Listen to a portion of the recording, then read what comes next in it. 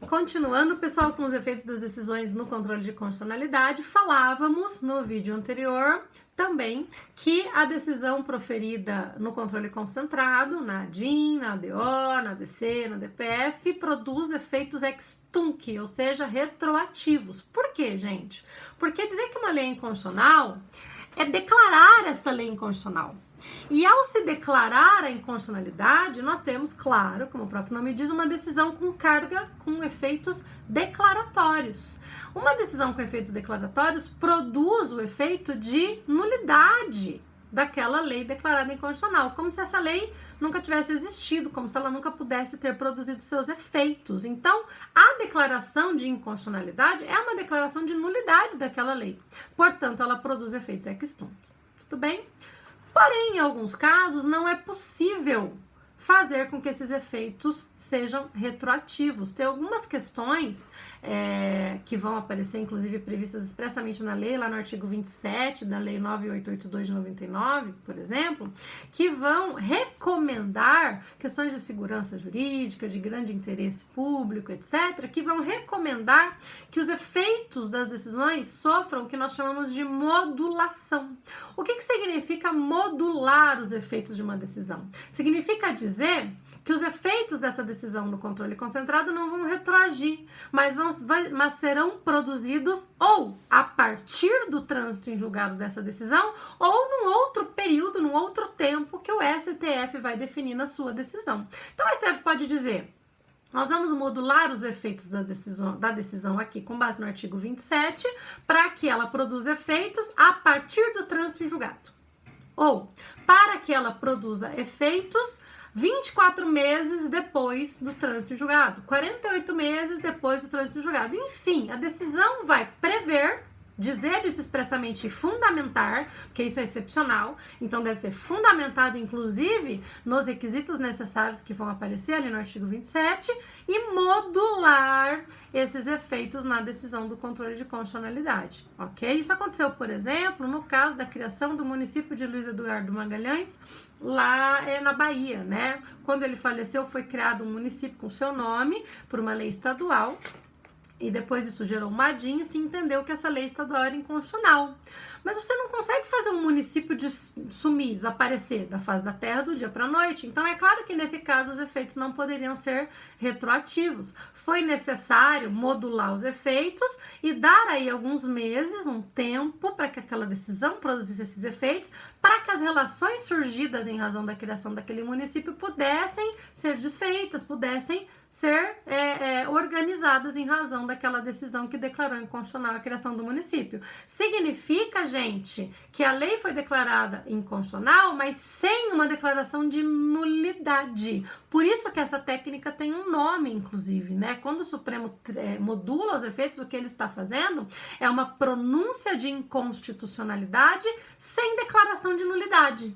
Porque neste caso não ocorre a retroatividade dos efeitos. A inconstitucionalidade vale dali para frente ou de quando o Supremo disser que ela vale. Ela produziu, portanto, aquela lei que foi declarada inconstitucional produziu efeitos durante um tempo. E esses efeitos vão ser preservados. Nós vamos preservar os efeitos daquela lei naquele tempo. É a modulação dos efeitos, que é excepcional, portanto, deve ser expressa e justificada pelo Supremo Tribunal Federal na sua decisão. Ok, gente? Saindo um pouquinho dos efeitos, nós vamos olhar agora para as técnicas que o Supremo usa nas decisões. Porque é claro que o Supremo pode declarar procedente ou improcedente uma ADIM para declarar inconstitucional ou inconstitucional ou constitucional, né, uma lei, a mesma coisa nas demais, né? Nós já sabemos, inclusive, que quando uma ADIM é julgada procedente, ele pode declarar essa inconstitucionalidade, mas quando a ADIM é julgada improcedente, ele vai declarar a inconstitucionalidade, ou melhor, a constitucionalidade da norma. A mesma coisa na ADC. Quando a ADC é julgada procedente, ele declara a norma constitucional. Quando a ADC é julgada improcedente, ele declara a norma inconstitucional, ela tem esse duplo efeito, né? Mas não é só isso que o Supremo Tribunal Federal pode fazer nessas decisões. Ele também pode aplicar, por exemplo, a técnica da interpretação conforme a Constituição. E nesse caso, é como se ele salvasse aquela norma de alguma forma. Por quê? Porque ele entende que várias interpretações podem ser consideradas inconstitucionais para aquela norma, inclusive aquela interpretação que está sendo dada àquela norma na DIN. Então, lá na petição inicial, quando o ente legitimado propõe a ação, ele vem e diz, olha, a interpretação que tem sido dada para essa norma é essa e ela é inconstitucional. O Supremo pode entender que, de fato, aquela interpretação é inconstitucional, mas que existe outra interpretação daquela mesma norma que é constitucional. Então, o que ele faz quando ele interpreta a norma conforme a Constituição?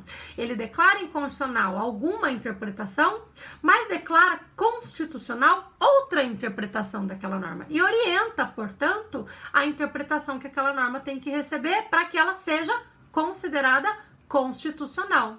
Qualquer outra interpretação que seja dada será considerada inconstitucional, mas aquela que o Supremo diz que pode ser dada é a interpretação conforme a Constituição, é a interpretação considerada constitucional. Isso aconteceu, por exemplo, na ADI 4277, que discutiu a união homoafetiva, né? E ali se entendeu que seria necessário excluir da interpretação do artigo 1723 do Código Civil qualquer interpretação que entendesse que a união de pessoas do mesmo sexo não seria equiparável ao casamento. Nesse caso, ele deu uma interpretação possível para o dispositivo, para o artigo do Código Civil, afastando todas as demais interpretações, e o Supremo aplica muito essa técnica, gente. É muito comum vocês encontrarem decisões em que aparece a interpretação conforme, ok? Outra técnica que o Supremo usa, muitas vezes ele usa dando o nome de interpretação conforme, mas não é interpretação conforme, é diferente, é a técnica da declaração parcial de nulidade sem redução de texto. Cuidado para não confundirem lá com a pronúncia de inconstitucionalidade sem declaração de nulidade, são coisas diferentes. Lá dizia respeito à modulação dos efeitos. Aqui é a declaração parcial de nulidade sem redução de texto. O que se faz aqui? Nesse caso, diferente do que acontece na interpretação conforme, o Supremo entende que a norma é constitucional e que ela tem várias aplicações possíveis, mas ele reduz o âmbito de aplicação da norma, é isso que ele faz. Então ele vai dizer, essa norma é constitucional e ela é aplicável para N situações, mas para essa situação aqui, ela não pode ser aplicável. Aplicar a norma nessa situação é inconstitucional. Nesse caso, nós estamos diante de uma questão, portanto, de redução do âmbito de aplicação da norma. No primeiro, nós estávamos diante de uma situação de dar uma interpretação possível e constitucional para a norma. São coisas diferentes, tá?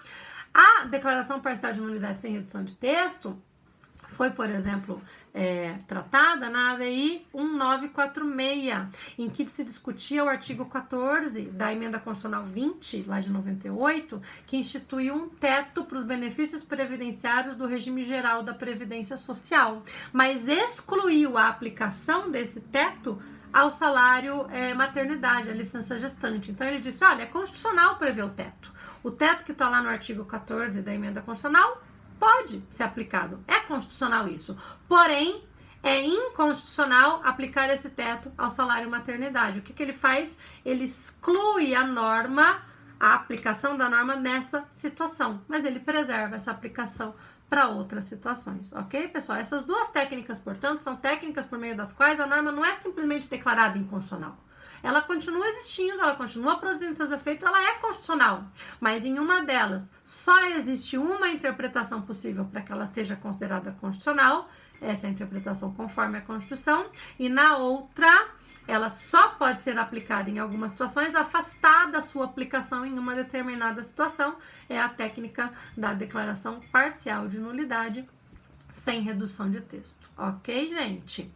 Só para encerrar esses dois vídeos dessa aula de hoje, que é sobre efeitos e técnicas. Eu quero que vocês pensem, e nós vamos discutir isso daqui a pouco, e pensem isso à luz do texto que eu passei para vocês lerem, que é o texto do professor Barroso, no livro de controle de constitucionalidade dele, e se puderem, deem também uma olhadinha no que o professor Marinoni traz no curso de Direito Constitucional, que ele escreve com o professor Daniel e o professor Ingo a respeito dessa questão, porque vocês vão encontrar posições divergentes aí, tá? O que o professor Barroso vai dizer aqui é um pouquinho diferente do que eles vão dizer zelar.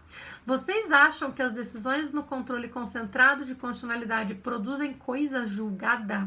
Nós podemos falar de coisa julgada aqui, da mesma forma como falamos de coisa julgada nos processos subjetivos, lá nos conflitos que decidem situações subjetivas de alguém? Será que podemos? Essa é uma primeira questão que vai aparecer, inclusive, ali nos exercícios do final da aula para vocês. E a segunda questão que eu quero que vocês pensem é a questão da limitação da eficácia dessas decisões à lei considerada inconstitucional e uma interpretação, portanto, restritiva do pedido formulado nessas ações, aliada à ideia da causa de pedir aberta, que nós já estudamos, aliada também à ideia... deu branco. A pessoa estava no meio da... Desculpem. Da inconstitucionalidade por arrastamento, de que nós também falamos, ok? Então, limites da decisão no controle concentrado ao pedido formulado pela parte, ou seja, aquela norma, aquele dispositivo legal apontado como inconstitucional, causa de pedir aberta e como isso acaba entrando aí nesses limites e na possibilidade ou não de vinculação dessa decisão, ou até da coisa julgada que vocês estão analisando em razão da primeira provocação que eu fiz, e a técnica da inconstitucionalidade por arrastamento. Vamos pensar nessas duas questões, que na verdade não são só duas, são várias, e daqui a pouquinho nós discutiremos essas duas questões no nosso encontro. Eu espero que vocês compareçam e tragam aí as dúvidas que vocês tenham a respeito desses pontos tão interessantes. Um beijo para todo mundo e até daqui a pouco.